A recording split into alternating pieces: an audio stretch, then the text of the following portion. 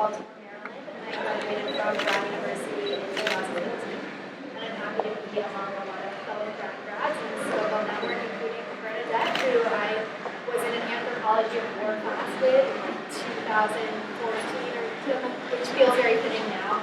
And also working for Messenger, a fellow Brown grad, and Scoville alum at the Arms Control Association, also with Daryl Kimball and Kelsey Davenport. And I'm so grateful to them for exposing me to a bunch of cool opportunities. Just today, I went from Kingston to interview Michelle Flournoy, which was a fascinating experience. She's a legend. I'm mostly working on U.S.-Russian nuclear issues and Russian force modernization. I recently had the opportunity to join Jeff Abrams on Foreign Arms Trade as an emerging expert, where I was to delve deeper into some issues of the Ukrainian arms trade. I sort of came to this field through interest in Ukraine security, and that's what I wrote Making This on back like 4 or 5 years ago, reading everything I could find by Steve Piper as I wrote my thesis. So I'm very excited to be now in this network, surrounded by people whose work I've been reading for years and years. And I'm happy to say that I will be, after my fellowship ends in November, I will be going to Ukraine as on a Fulbright, research Fulbright to study some of these issues on the ground. And I just want to thank everybody at my organization, all the board members who took my calls, all the alums who took my calls. It's a great community to be part of. Thank you.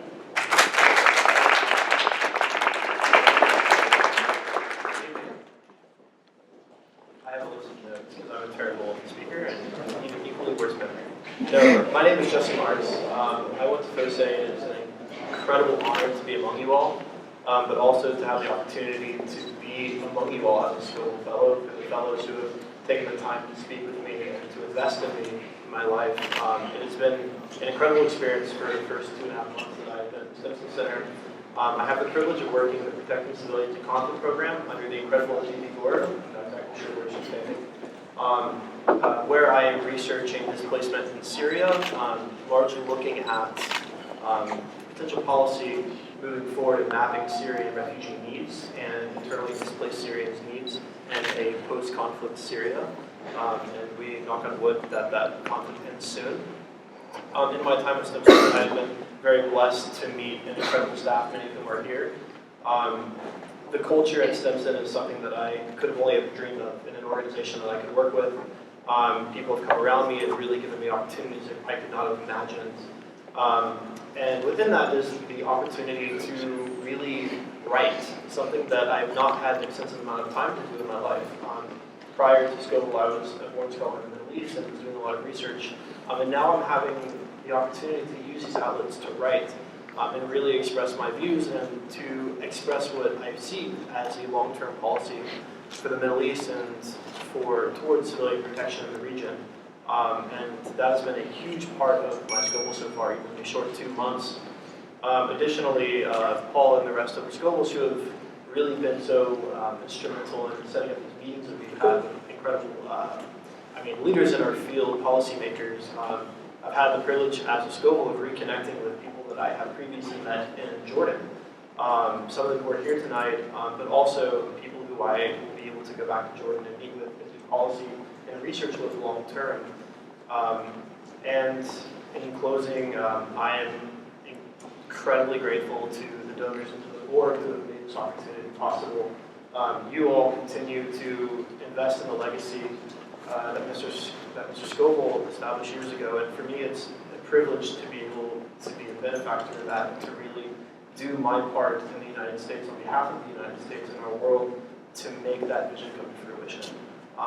Following Scoville, I will actually be returning to the Middle East in Jordan to continue my research in Syrian displacement at Amman, Jordan, the Center for Strategic Studies. And I look forward to building a relationship with the rest of you and getting to know the rest of you tonight. Hi everyone, thank you for being here tonight and for your support for Scoville. My name is Bernadette Stadler, and like Maggie said, I'm a recent graduate of Brown University, and I am a current Spring Fellow at the Center for Arms Control and Non-Proliferation, where I am lucky to work with incredible individuals who inspire me every day.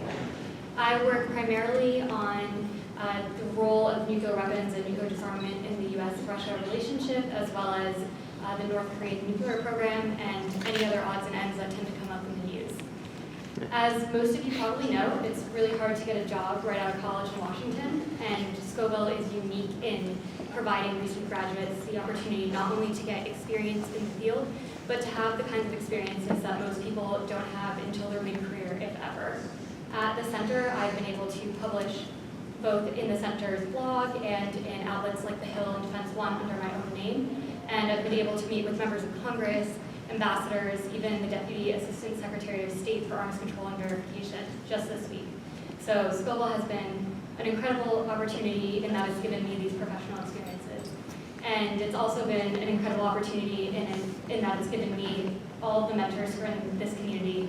And I particularly want to single out Greg Tarrin and James McKeon, who are Scoville alumni at the center. And they have worked tirelessly since my first day to make sure that this experience has been a success for me. And I would say that they've succeeded. So thank you all for your support of Scoville and for the opportunity. I'm left speechless, which is unusual. I speak to a lot of college campuses with the Racial Crisis Council where I work as a network. I get so tired of people talking about the problems of millennials and young people and why aren't they perfect the way we were. It is such a privilege for us,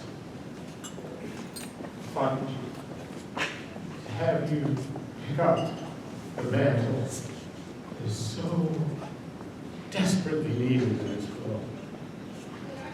The articulation, the research, the presence, the maturity, the experience.